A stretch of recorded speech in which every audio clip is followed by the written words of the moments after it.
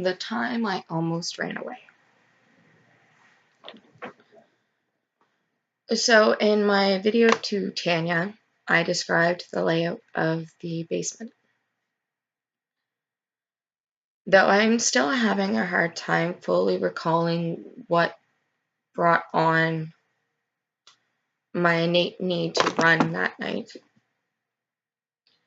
because my brain will not allow me. There was a moment when I lived in the Arnold's household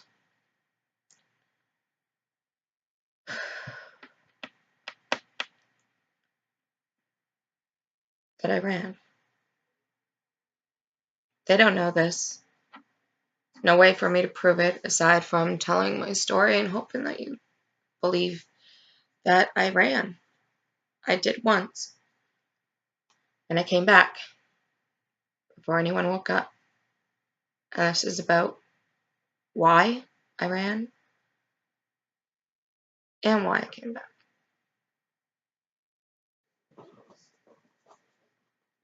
At this point in my story, in my life, Dustin scared the shit out of me. So much so that my adrenaline would shoot up every time I was near him.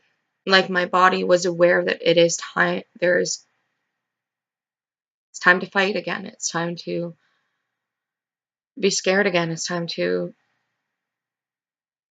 again. Fearing that it would be this time. So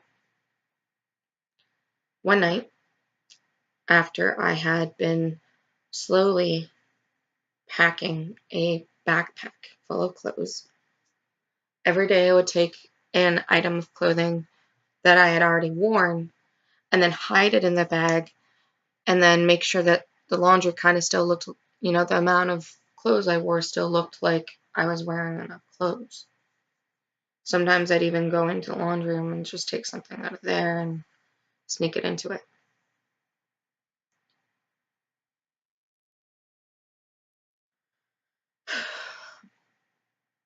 I had it all planned out for if I ever had to run. I mean, me and my biological brother, we talked about it a lot, but we never did it. But I did always keep a bag ready. On this particular night, I don't know if I want to know. I don't remember. I don't know if it was anything in particular, or if I just, for some reason, decided that that was the moment I was going to do something. But in that moment, I decided that that night I was going to run. I knew how to start a fire without matches because the family, they went hunting. They taught us a little bit about survival. I went to a couple things with my school about it. It was always something that I was interested in, and I wanted to take that knowledge and run with it. So that when I ran away, I had some knowledge of how to be okay. But because I wasn't sure if I'd be able to get one started, and I was running away during the night, I knew I was going to get cold at some point and need to camp out. So the first thing I did was I went down the stairs because my bedroom was above.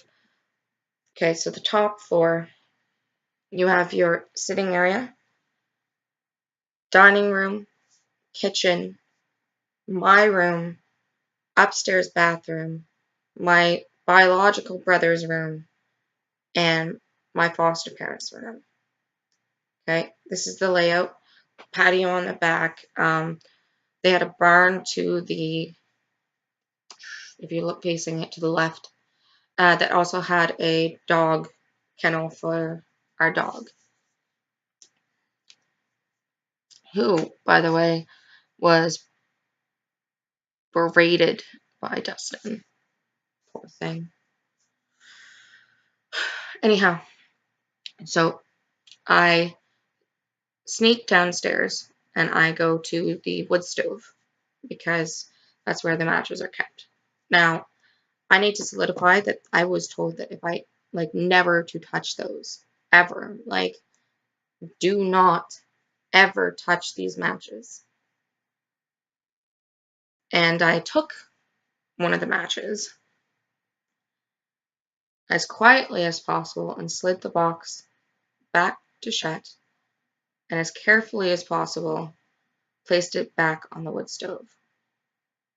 Now, I didn't know if they counted them.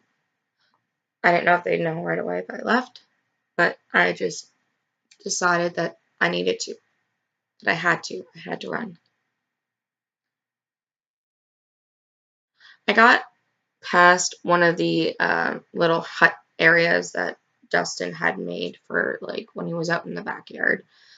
Basically, it's like a upturned tree, and you cut everything out of. You got the inside of it, and you leave the like coverage, and you can kind of just sit in there. I don't know.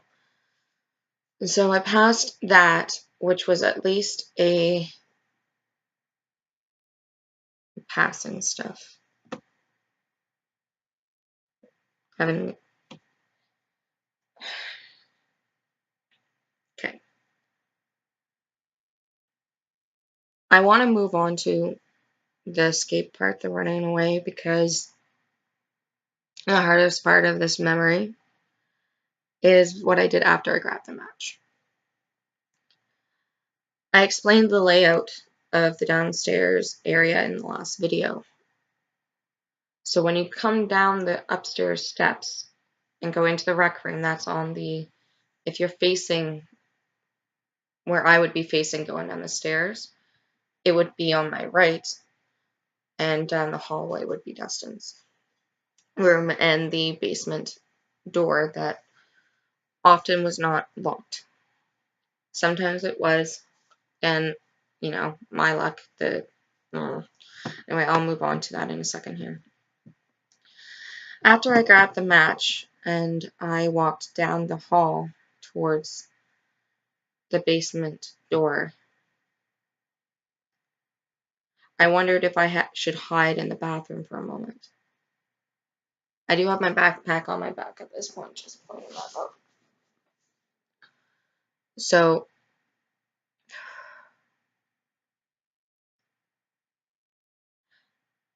I don't know if it would be like walking past a lion's den or a pit of snakes or scorpions and having to be so silent in fear that you will wake up this beast that is laying in the room in front of you.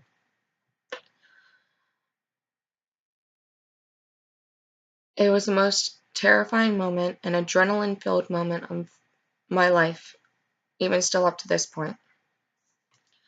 As I quietly turn the knob to get out and go into the basement, my heart is pounding so fast that I can barely breathe, and I'm trying to be as quiet as possible, quieter than I've ever had to be with him. So when I get out, I follow the pathway through the woods that I explained that leads past that area.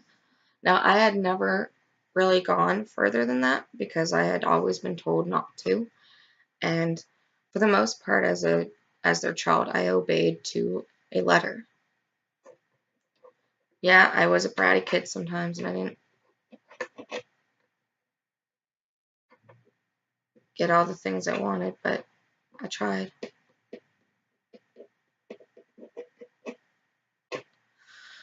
So, as I'm walking past further than I've ever walked before, some thoughts start to hit me. The main one was the fact that Tanya had been living with us at this point. I had a bunk bed in my bedroom, and she at this point was sleeping on the bottom bunk and me on the top. So when I ran out of that room, when I did all that, well, yeah, she was still there. So as I'm walking, my brain starts to wander, as something that it does frequently now, to what I'm leaving her to. Because I know very well that eventually they would either find me, or I would somehow get myself caught and I'd be sent away. So once as I've passed the mark that I had left before, like never gone past before, and I begin my journey to what I had thought would be my freedom, the thoughts of Tanya and leaving her there with him to be hurt by him made it made it so hard for me to walk. At the time, I believed it was God's way of telling me that I had to go back and I had to do something, that it couldn't just be running away, that I had to say something and do something, that I couldn't let him do it to her. So yeah, that's the story of when I tried to run away and why I came back.